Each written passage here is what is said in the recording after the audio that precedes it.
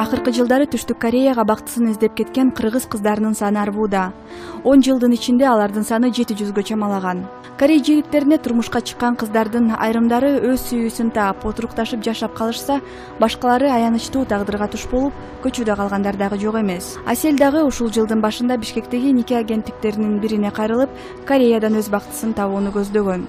Биринчиден мен дос кызым бар эле. Ошол дос кызым ушундай агентство аркылуу, Etude U деген агентство болчу. Ошол агентство аркылуу күйгө тийди эле. Ошол кыз аркылуу мен ошол агентствого дагы аял менен тааныштым, Галина менен. 3 айга жетпей эле мага ушундай жених келди деп, Кореядан деп чакырып калышты. Анан баргандан кийин эле мен ушул өзүмдүн азыркы кореец күйөөм менен ошондо барып тааныштым да. Ал февралдын 3-ü болчу. Ушул жылдын 2012 жылдын февралдын 3-ünde болчу. Ошондо таанышып, сүйлөшүп биринчи күнү, экинчи күнү апам менин ата апам жок, чоң апамдын астына келишип, колум сурады. Анан апам макулдугун берип, анткени мен өзүм макул болгон үчүн макулдугун берди.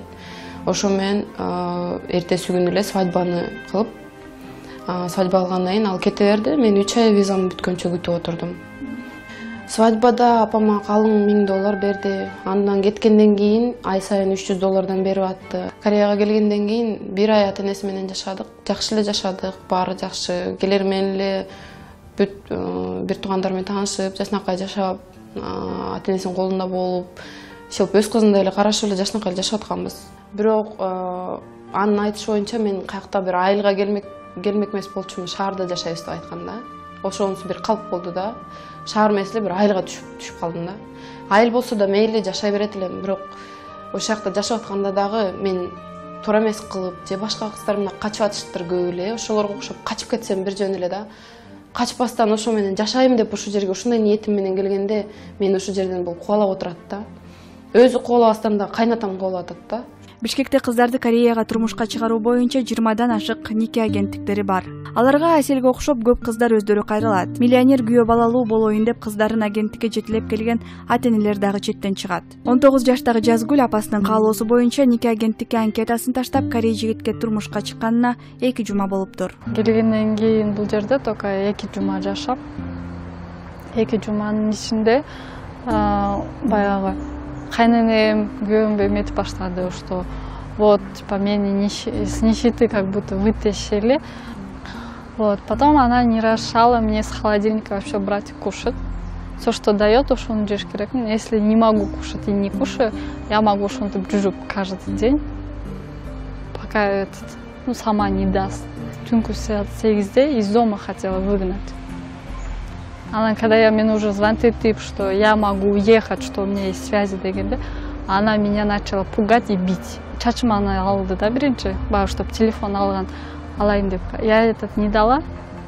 После этого она ударила меня кулаком.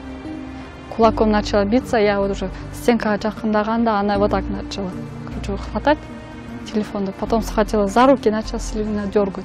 Поцарапала мне руки. Потом я позвонила ему, он пришел, он начал меня еще хуже дергать там, силкип. Он там апасы мен урушуп, за столом урушуп, там кемчилигимди айтып, там найдет что-нибудь такое. А он улыбается, отурат. А потом я говорю, переводчица, вот почему он так улыбается десе. Он мне говорит, я перед мамой тебя защищать не могу, говорит. Если я буду защищать, она будет еще сильнее бить тебя, говорит. Я, например, сегодня утром выпила кофе, и все, ушел будем жрем. Нет, потом я мужу говорю, я хочу, что он мне дает хлеб с маслом или рамен. Все, жрем что-то.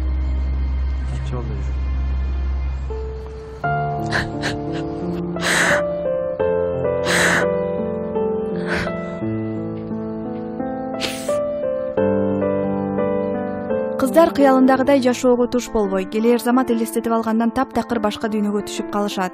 Жолдош эмес, кээде кайната кайненесинин урсоккусуна калган кыздардын көбү арыз арманын айтып, жардам сурап Кореядагы Кыргызстандын элчилигине, кыргыз диаспорасына кайрылышат. Жаш курагы боюнча эң биринчи көйгөйлүү маселе 19-20 жаштагы кыздар келип 40-45деги жаштагы адамдарга чыгып аткан бул чоң көйгөй да.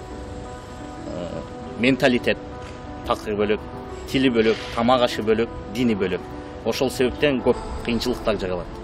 Турмушу оң болбой калган кыздардын көбү нике агенттиктерин күнөөлөп, болочоктогу жолдошу тууралуу башкача маалымат беришкенин, келгенде эле бардыгы тескери болуп чыкканын айтышат. Сайкал жолдошу менен 10 күн гана жашаган. Меники айтышкан, что 35-терде депчи. Аны бирок андай эмес экен. Бияка келгенден 40 документти карасам, 41 экен. Агентство 15%, 15 миң, 20 миң доллар алат экен. Калган 5 миңин бизге коротот экен. Короче, ары бери басканыбызга и там КФГ 5 миң коротот, а так калган 15 миң неме алат экен агентство. Ошо үйдөн мындай сабап эле мындай катуу кармап ыргытып ары беречи. Неме эткенде жанталашып чалсам айтат. Биз билбейбиз, мен Бишкектен, биз Бишкектебиз, сага барып кандай жардам беребиз, эмне кыла алабыз, биз уже колубуздан эчтеке келбейт. Бүттү, силер уже жашап атасыңар, биз эчтеке жооп бере албайбыз депчи. Он же им заплатил 20 тысяч. Они, если меня будут разводить, если я не жила с ним нисколько, то они должны ему хайрат төлөпеш керек какой-то процент, часть, наверное. Ну, типа, это повод, что Джонни, ты хочешь уйти, это повод ты. Они меня не слышат. Я говорю, вот так происходит дома, как я буду жить. Типа. А они, типа, Кыргызстанда, типа, как бараны жили. Да, а теперь здесь приходите, какие-то свои условия требуете, требования у вас есть. Мне вот так твердят.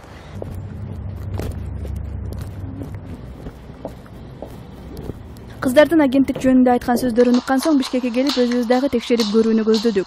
Түштүк Кореяга турмушка узаткан агенттиктердин бирин жарнама аркылуу таап, атайын кызды жашыруун камера менен жөнөттүк.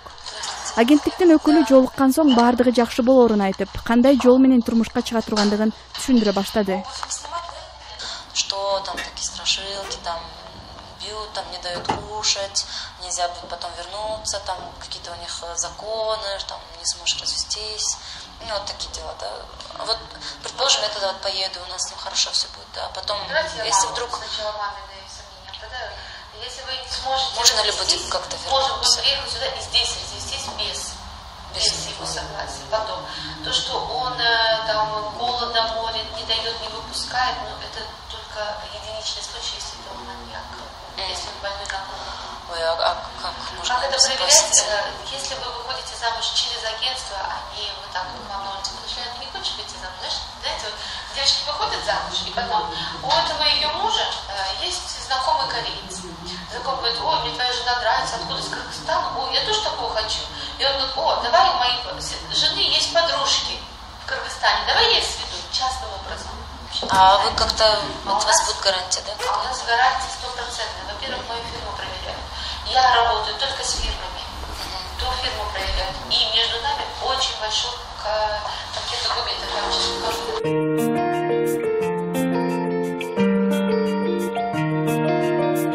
Акыркы кездерде Кыргызстанды дагы Корей толкуну каптап, кыздардын бардыгынын көңүлүн Корей сериалдарындагы сулуу чумак мырзалар бурдуруп алган.